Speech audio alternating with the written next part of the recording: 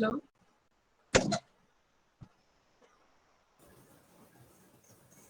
Good morning, everyone. Good morning, ma'am. Good morning, ma'am. Shall we start?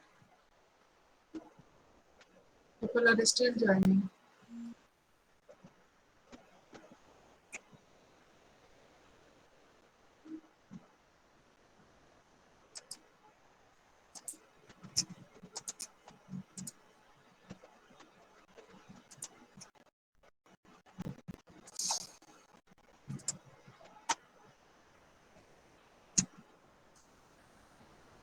So, continuing with the biology of nematodes, today's topic is biological races.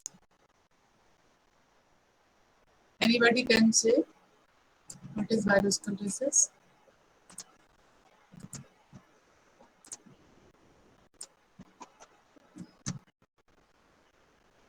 Race, you know? A kind of intra-specific differences that occurs between a population residing in some particular geographical area. What's your name? Maniket. Yes, Aniket. Yes, ma'am. Okay. Very good. Biological races. Races, you know, this is in Hindi called jati, different. Within a population, if something is different in behavior, in biology, in in developing diseases, whether it be with the biological differences. So they may be different races. So within a nematode species also, like it is Melidogyne incognita, you know different species are there in Melidogyne because it is a very adaptable nematode, that root knot nematode. So mostly 4 to 5 nematode species in Melidogyne that are very important, like Melidogyne incognita, Melidogyne javanica, Melidogyne erinaria, Melidogyne hapla, Melidogyne graminicola. These 5 are very important. Otherwise, more than 33 species are found. So within a species, if at a particular place, if Melidogyne incognita is found, it may behave differently under different environmental conditions or on different hosts. They have different uh, symptoms, some behavior changes.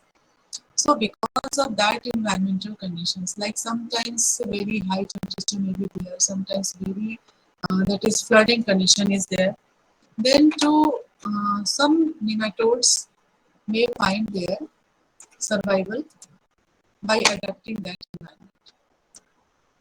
Like in human beings also, under some certain conditions like flood is there, drought is there, many types of calamities are there. So some people may survive, some people may not survive. So that survival, why this survival come? The survival comes with the adaptation, changes in your behavior. So with that conditions, we have to change ourselves to survive. So that set of populations have different set behavior, different set of their genetic makeup. That because of environmental conditions. So because of that, in nematodes also, if there is some environmental conditions like extreme type of temperature, cold or hot, moisture, maybe drought conditions, maybe very flooded conditions for many long, prolonged period, then the nematodes develop a certain different behavior in their biology. Maybe sometimes plant hosts are not found, sometimes continuous they are finding their host, then their behavior may be different. So thus they develop different races. These are called biological races. Okay. So this leads to the emergence of different set of populations which have different behavior from the rest population. So these different nematodes are called biological races. So these biological races, can you see the slide? Biological races. Yes, ma'am. Yes, ma'am. Okay, so if anybody is not getting me, you can ask again, I will repeat. So biological races, you know, may be of different types like host races, biotypes, pathotypes, ecotypes. So they all have different meanings. Like if you when populations differ in their capability of multiplying on some specific host. Okay, suppose Melatogen incognita, one incognita population is there, but some nematodes they are not finding some new host. Like if some uh, or already their host is there, but if that host is not found in that field, they are finding some another host, and they are some population they are able to infect that host and some are not able to infect that host. So those who are able to develop their infestations on that host roots, so they become different and they are called host races. Okay, so according to that, I will show you that Melidogen incognita have four host races like race 1, race 2, race 3 and race 4. So according to different symptom development on their host.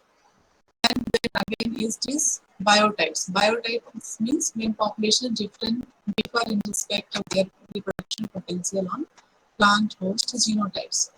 That is cultivars within a plant species.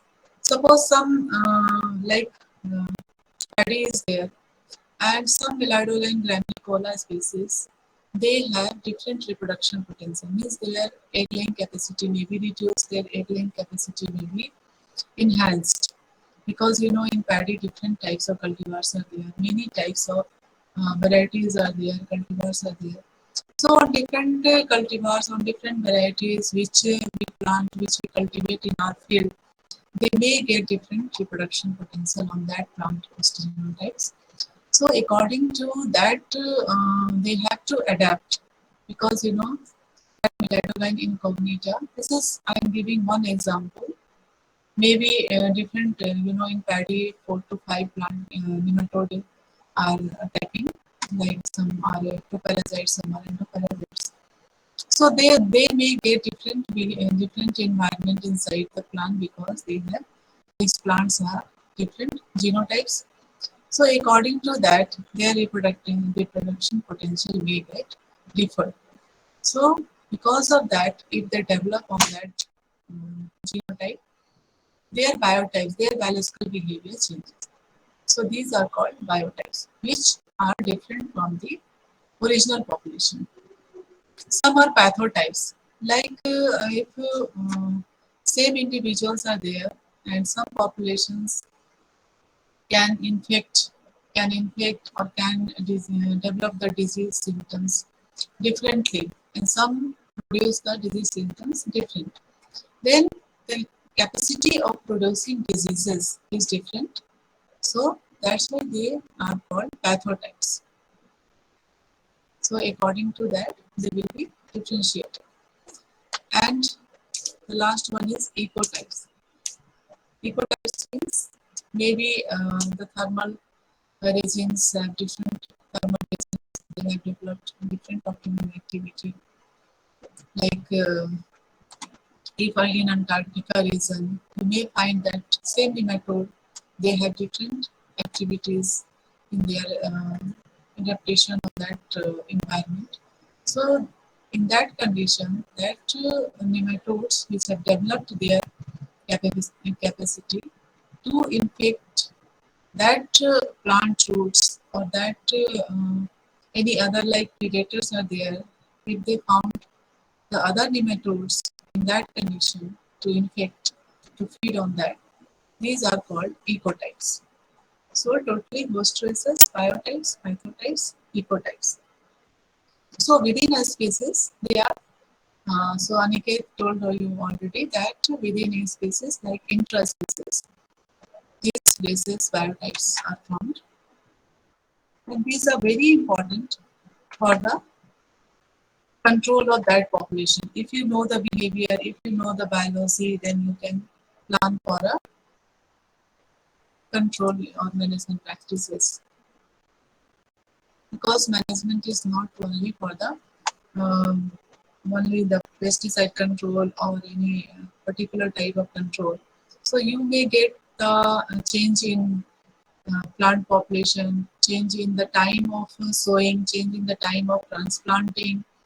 So this may alter the population of particular nematode species. In this way, you can manage the population. See here, I have given some examples like Melidogyne incognita.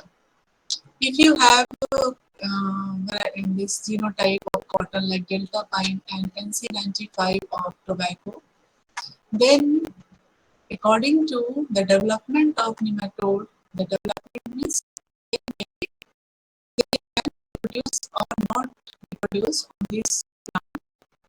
And according to that reproduction, we can differentiate them in race 1, 2, 3, and 4. Like if race 1 is there in Melidogyne incognita, it cannot reproduce on cotton and tobacco of these varieties. So it does not reproduce means they can enter inside the second stage juveniles, which is infective stage. They can enter the roots. They can develop there through their molting stages, but the females cannot reproduce. The females cannot lay the eggs on that these two plants. Then that population is called race 1. If race 2 is there, then they can develop on tobacco, but not on cotton delta. If race 3 is there, it can reproduce on cotton and cannot reproduce on tobacco. And if race 4 is there, then they both can reproduce on both crops. Then Melidogyne arenaria. Arenaria is generally found in tropical areas, means hot areas. So, and incognita is commonly found in tropical and semi-tropical countries. In Melidogyne arenaria, two types of races are found, race 1 and race 2. So this genotype, that is flow runner of peanut. So if race 1 is there, it can reproduce. If race 2 is there, it cannot reproduce.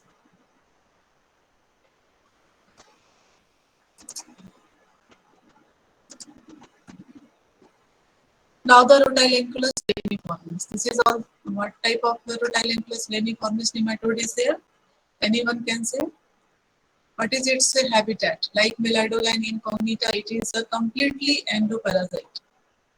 So what type of habitat is having Rhotilenculus leniformis? Can anybody say?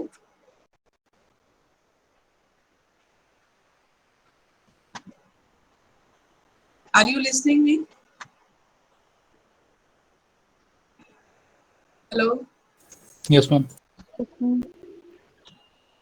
Can anybody remember the habitat of Rhotilenculus leniformis? What is common name? If you answer, I will give you extra marks in exam. Reniform nematode. Reniform nematode. Why it's called reniform nematode?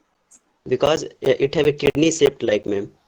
Yes, the female is having shape, that is kidney shape. Yes, ma'am. So what type of habitat is there? From tropical, subtropical regions. No, not that habitat. Parasitic habitat. Like I told you, that Melidogyne is endoparasites. It completely resides inside the roots and feed inside for the whole life cycle. They may be at one place. Then what type of habitat? I have told you, I have taught one class on this parasitic behavior. It is semi-endoparasite. Okay. It is also a polyphagous nematode like root knot nematode and infects most of the crops like on the pulses, vegetables, on seeds. This is also a very important nematode. And it is semi-endoparasite. Semi-endoparasite means they live at one place on the roots, but they are 2/3 of the body part kept outside, and 1/3 part of the interior part, that is inside. And that's why their neck becomes very long to reach the feeding part of the root. So here also in Rhotilenculus leniformis, 4 races are found like in Melidogyne incognita. But here they are differentiated on 5 crops like cotton, cowpea, castor, corn millet, mustard. Okay, so you can find that these 3 C's, cotton, cowpea, and castor. The varieties are H177, Pusa Komal, and CH1. So these all 4 races develop, they can reproduce on these 3 crops. They are differentiated only on these 2 crops on the basis of their reproduction on these 2 crops, like pearl millet and mustard. Pusa 23 of pearl millet and Pusa bold of mustard. So if race 1 is there, they can reproduce on, they cannot reproduce on both. If race 2 is there, it can reproduce only on pearl millet. If race 3 is there, it can reproduce on mustard only. And if race 4 is there, it can reproduce on both pearl millet and mustard of these varieties. So according to their, so if you want to know that in your field Rhode plus reniformis is there, because after staining you got that nematode, then how do you find that these are which type of place? So you have to plant these 2 crops in that soil with these varieties only. Okay, so if they reproduce or not reproduce, according to that you can differentiate them in different places. Okay, so with this the biology of nematodes is finished. Now the different biology, that is ecology. Ecology means in which environment they are living, how they compete with the environment, how they survive in that environment, and what type of environmental factors affect their survival, affect their reproduction potential, affect their symptoms producing or disease producing abilities. So in that way you can differentiate them and you can have the capability to manage these nematodes on the basis of their.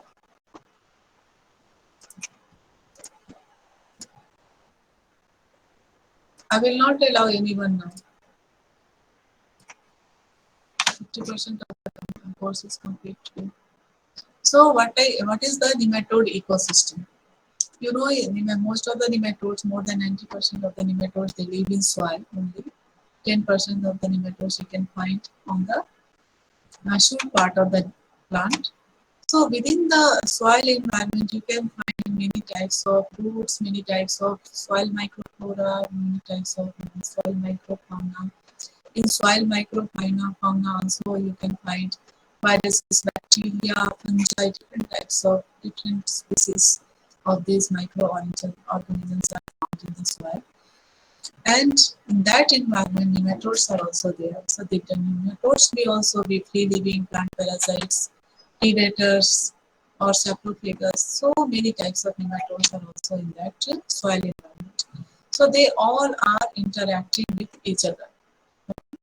So in this environment, the nematodes species, the nematodes population, they change due to their host, due to the soil physical and chemical composition. Because you know, yeah, if the different environmental conditions are there at different temperature, at different irrigation given in the soil, their physical and chemical properties change. Sometimes application of weedicides, pesticides, they also change the chemical composition of the soil. So due to these changes, the nematodes population also changes. Okay, they also get acquainted with these chemicals. Sometimes their population reduced, sometimes their population enhanced.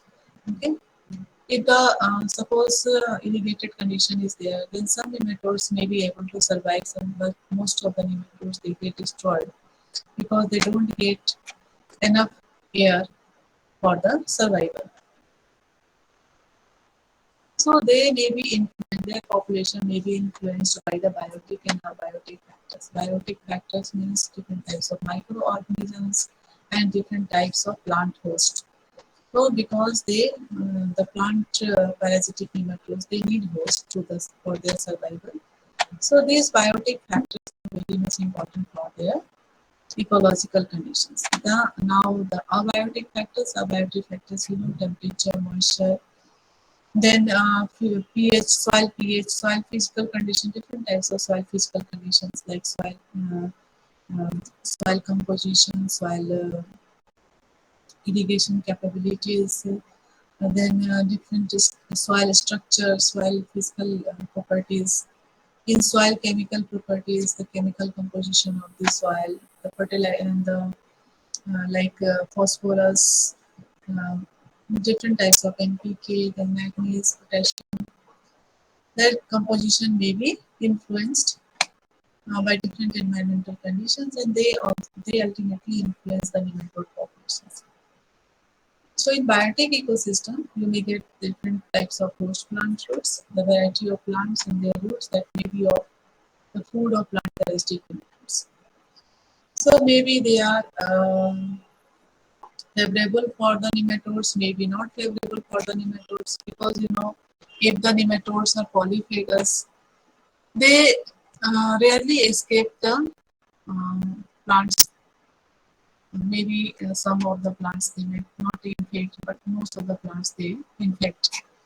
And some are plant specific, then some are host specific nematodes like cyst nematodes, anguina, then aphanpoids. They are all host specific. So if the host plants are there in that soil, they may they may get activated, they may get the food, and they reproduce. But if they don't get the roots, they don't get the host roots, they may lie down, they may be in the soil for long period in the building of their host. Then galaxy of microorganisms, as I already told that in soil, many types of microorganisms are present. They may interact with the nematodes and represent the environment with a synergistic, additive, antagonistic, or maybe indifferent for the nematodes or the host plants. Because sometimes the nematodes interact with fungi, like the wild fungi, and they get the disease incidence may get enhanced. Means synergistic, their additive effect may get enhanced. Sometimes only the additive effect may be there, means the damage potential of fungus, damage potential of bacteria, they may get added with the damage potential of nematode. Sometimes their damage potential may be antagonistic, means they are contradicting each other, and sometimes there may be no influence of any other microorganism. Okay, so these all types of interactions are going on in the soil environment, which result in the soil health and finally to the plant health.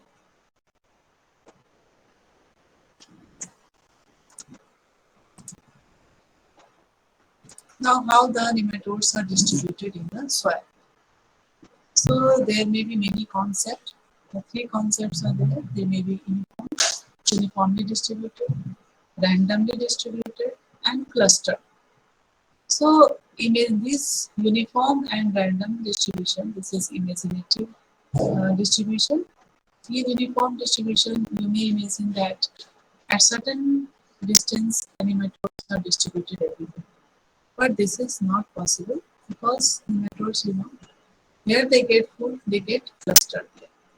So only the clustered pattern, which is the real pattern of nematodes.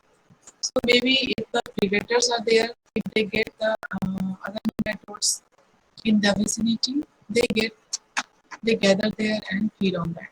So only this type of pattern is important and happens clearly in the soil.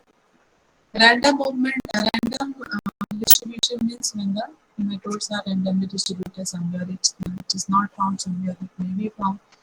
But nematodes are found everywhere in the soil, in a handful of soil also. You may get thousands of nematodes. There is spatial distribution of nematodes on the basis of depth of soil. Like if the nematodes are plant parasites, so according to the feeder roots, because they feed on that feeder roots, that fine roots which are developing, they feed on that, they infect on that roots. So if the plant is very deep, like Excuse me, very ma'am, near slide to is not changing.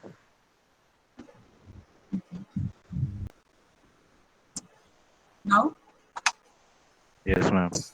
Vertical and horizontal. So vertical and horizontal distribution is just according to the plant roots distribution. So if the plant roots are like seasonal crops are there, in seasonal crops, the roots are very shallow and they are distributed more on horizontal location and not very deep.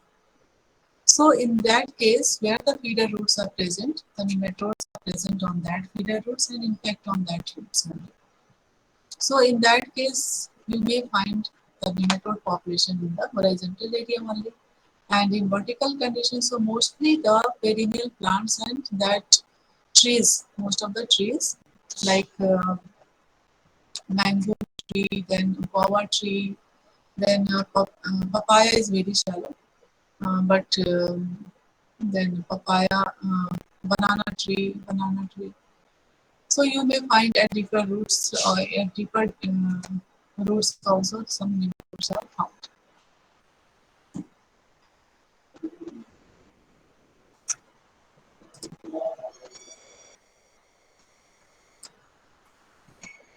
Now the nematode population versus root damage. How the nematode populations affect the root damage.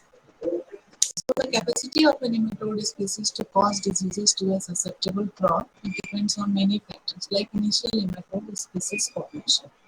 So this is called PI.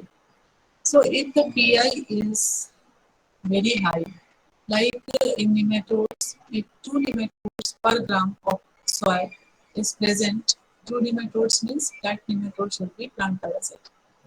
So if 2 nematodes, like two individuals of Meladogyn incognita second stage juveniles is present in per gram, so how do you know that? You have to sample that soil. After sampling, you have to extract through pop sieving and decanting method and then analyze the nematode population in per gram. Okay. So per gram, if you find that 2 nematodes are there, then this is the pathogenic level. You are knowing that threshold level of pathogenic level. That at this level, the nematodes are pathogenic or any microorganisms which is pathogenic. So if that level is crossed, the nematodes or any other organisms that is pathogenic, that become pathogenic to that plant, that host. So that initial nematode species is population is very important. So if you know that before planting or before sowing, what is the population of nematodes in that soil, that is very important. So if you know that pathogenic level is there, then you have to treat the soil before the planting or sowing. Then prevailing environment conditions. So suppose PI is pathogenic, but the environment condition is very dry, that it cannot reproduce, it cannot move in the roots. Then that at that PI condition also, it is not pathogenic. Like different types of air composition, different type of moisture condition, different type of temperature. These all influence the increase or decrease of the nematode damage to the plants. In that under a given set of environmental conditions, the PI at which economic damage starts is known as threshold level or pathogen. So what is economic damage? Economic damage means if a farmer, suppose a farmer give inputs to the field like seeds, pesticides, irrigation, fertilizer. So if he doesn't get the input, whatever he invested, then it is the economic damage of that crop because of any like not only nematode, because of any pathogens, any um, insects. If the damage is more than the inputs that he has invested in that field, then this is called economic damage. So this should be managed because every time you need not to manage the pathogens or insects or nematodes if there is not economic damage. Suppose it is below 1%, suppose some plants are only get infected, then you have to treat only those plants. You have to uproot those plants, treat those plants, and it's not feasible to spray the pesticides or treat the field, whole field, because that will give the extra cost, and that is not feasible for the farmer who is investing so much for the production. Okay, so today I'm finishing this ecology. Ecology, some parts are there, some topics are still left, so that will I will take tomorrow, like different biotic and abiotic factors, how they impact, how they influence the nematode population, and under the different environmental conditions, how the nematodes survive. Because nematodes have different survival activity, different under different environmental conditions. Like in Anguilla and these are ectoparasites. So they live on the upper part, they live on the shoot part of the plant. So because of different moisture conditions, they get their different conditions, like they get in estivation or hyper different types of conditions. I will tell you many types of survival capabilities they have. So I will take in next class. So any questions you want to ask regarding this topics? Excuse me, ma'am. Yes, yes. Tell me. Ma'am, can we tell biotype differ in respect to fusionidity? Biotypes Differ in respect to fusionidity. in their vicinity. No, ma'am, fusionidity. FECUNDITY. I'm not getting. Can you write it? Ma'am is Yes. asking about fecundity. Fecundity. Fecundity. Uh, yes, biotypes means they have different type of biological behavior. So maybe their reproduction potential means what? They can reproduce more or they can reproduce less. Okay. So whatever their optimum condition, whatever they should lay, the number of eggs they should lay, that number may be reduced or enhanced. So that is the difference. So you are asking that fecundity, yes, fecundity is very much affected by the environmental conditions. Okay. Okay.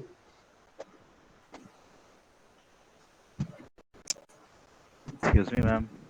Yes. Ma'am, do these races have any morphological differences that could be told by just viewing them under microscope? Not very well. Morphological differences are not very much distinguished that you can assess that in the morphological differences, because biotypes means biological races mean their biological behavior. So you have to see the biological behavior, how they are infecting, how they are producing, whether their egg laying is normal, whether they don't lay the eggs, whether they infect the crops, but they can't lay. Sometimes many type of like paddy field, many types of genotypes are there which produce the root knots. Okay, but when you tease that root knot, the females you find, but the females are not with the eggs. At the time of maturity also, you cannot find the egg masses are there. So it means they are not capable of reproducing on these plants. It means that variety is resistant, that variety is tolerant. You know different terms: resistant, tolerant, susceptible, moderately susceptible, or moderately resistant. So these are according to the capability of the plants that resist or with the host, with the pathogens like nematodes or insects or any bacteria or fungi. So maybe the fungi or bacteria sometimes in pathology they get some infection, but they cannot reproduce disease. Sometimes there is hypersensitive action on the plants, like at the location of the pathogens, these cells, the plant cells, they get very much destroyed so that they cannot get further movement in that plant. So this is the mechanism of plants resistance. They can get uh, rid of that pathogens or inhibitors. Okay, so this is because of their different behavior according to different genotypes. In this way, the breeders develop different uh, genotypes for the management of nematodes or other pathogens. Okay. Yes, ma'am. Ma'am, Any in some melodogenic species, there is sexual reversal process are to be occur. So, what was the circumstances which leads to this process? means you want to know that empty mixes type of reproduction. Sexual reversal, ma'am. There is a sexual Yes, reversal. that is called empty mixes type of reproduction. So empty mixes means male and female individuals should be there to be reproduced. Okay, but in some certain nematodes, the males are very rare, like in case of meladolin. So males are very rarely found. So, but they have to reproduce more. So they reproduce by parthenogenesis without the fertility, without the fertilization. So the eggs, from the eggs, the second stage juveniles hatch out without the fertilized egg. Okay. So these are having different sets of environmental adaptations. But some are necessarily that males should be there for their reproduction. Okay, like in cyst nematodes.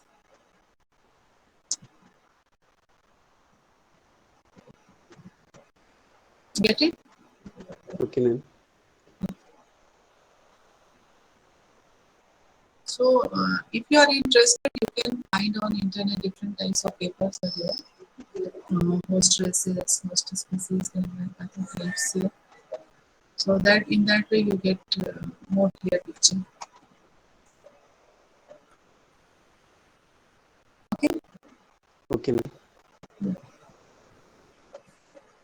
So Jyoti gave me the attendance, and I have shared two pictures on WhatsApp. So that could not be uploaded on my mail. So you can see that picture, that distribution of different patterns. So open your WhatsApp. You can see that uniform pattern, then random pattern, and then clustered pattern. Okay. And one graph is there which shows the distribution of nematode.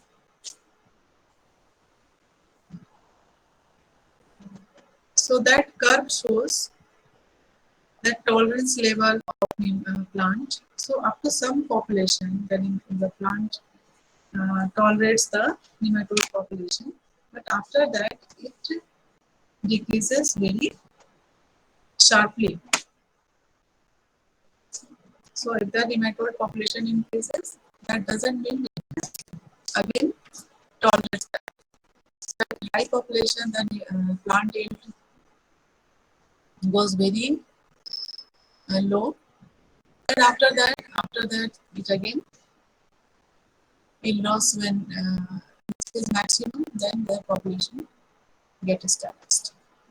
Okay, so try to understand that these two figures. Okay, have a nice day. Bye.